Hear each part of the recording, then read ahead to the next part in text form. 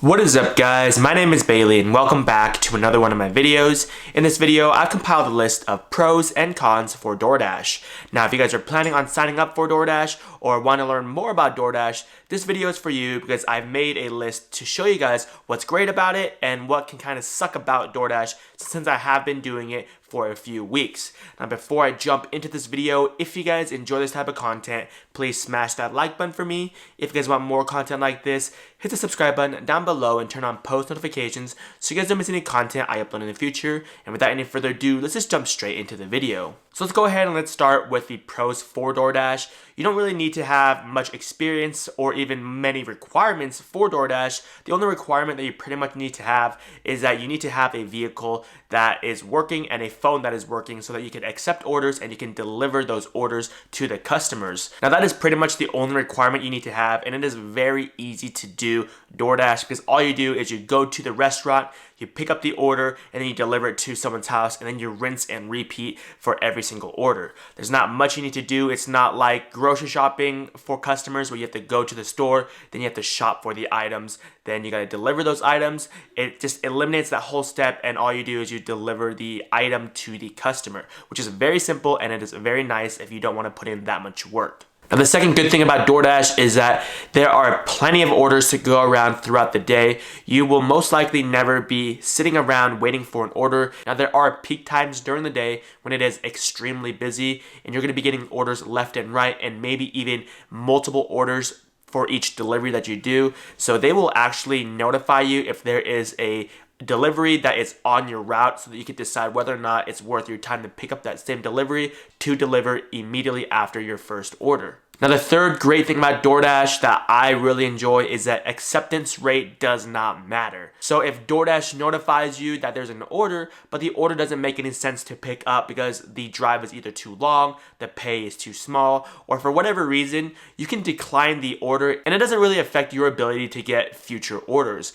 Now, if you're comparing it to grocery deliveries like Shipt, if you schedule yourself out and you get an order, usually if your acceptance rate on Shipt is lower, then you won't get priority for new orders and you might need to wait for those orders to come to you. So usually they're kind of the crappier grocery deliveries if your acceptance rate is not high enough. So those are the pros for Doordash. It is very simple to set up an account. You don't need many requirements except for a working car and a working phone. There's going to be many orders for you to fulfill during the day, so you're not sitting around waiting for an order to come through, especially during peak hours. And to top it all off, acceptance rate does not matter, so you can decline as many orders as you want and it won't affect your account in the future. So let's go ahead and jump into the cons for Doordash. The very first one isn't really Doordash's fault, but it is the restaurant's fault. So if you accepted an order and you go to the restaurant, sometimes that order is not available yet. You have to wait, and I had to wait a couple times for an order, maybe 5 to 10 minutes. So that just slows down the amount of money you're making for each batch that you're doing. And sometimes the order is not complete at all. I went to KFC one time and I parked in their stall for their pickup. They told me to call the store, but they didn't pick up their phone. The phone line was too busy and the doors were locked for dine-in service. So I just decided to go through the drive-thru, but the line was super long and there were other dashers there complaining about it. So I've already been waiting there for about 10 to 15 minutes and the line would have taken me maybe another 20 to 30 minutes to wait. So it would have been worth it if I was getting $6 for that order since it's taking so much time for this delivery. So I ended up calling Doordash and they went ahead and they canceled the order and they notified the customer and they did end up paying me for my time, but it still sucked because I would rather just get the order done and move on to the next one instead of having to contact support, contact the customer, and wait for KFC or whatever restaurant is getting back to me as far as the phone line or even the drive-thru. The second con is that sometimes the pay can be a little bit low. Sometimes you'll be getting orders that are paying you $3 per order, and that is just not worth it in my eyes because usually people do not tip afterwards. So if you see an order that comes in for $3 and then it says that customers can still tip after you deliver the order, usually in my experience they will not tip. Usually if the order is like $3 to $4 and the drive is a bit far, then I won't usually take it because I know that the customer usually will not tip. But sometimes they do include the tip into that amount, so then it does bump it up, and that leads into the third thing, and that's that the pay is a little bit skewed.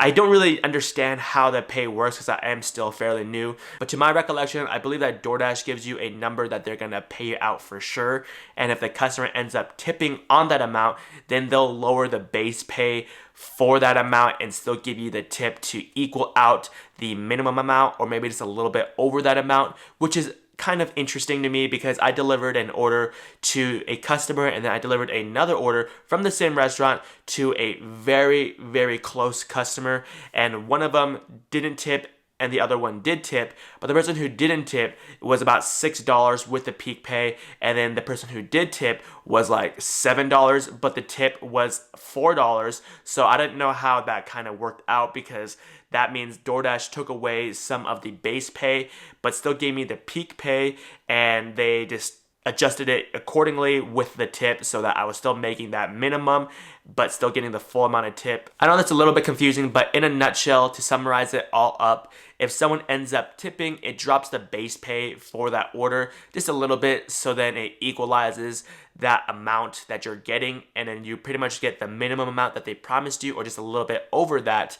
And if that's incorrect, please let me know in the comment section down below. That's just my experience, since I did take a similar order and I compared both of the numbers, and it didn't make any sense that one order would pay me less in base pay while the other one paid me a little bit more, but the one that paid me more didn't have any tips on it, and the one that paid me less had tips on it. So if you guys know anything about it, leave it down there in the comment section down below. But that is pretty much what I have for you guys in this video. If you guys enjoy this type of content, please smash that like button for me. If you guys want more content like this, hit the subscribe button down below and turn on post notifications so you guys don't miss any content I upload in the future. And if you guys have any questions at all regarding this or anything I mentioned in the video, drop it down in the comment section down below, because I answer almost every single comment you guys leave down there. And like always, I'll catch you guys all in the next video. Peace.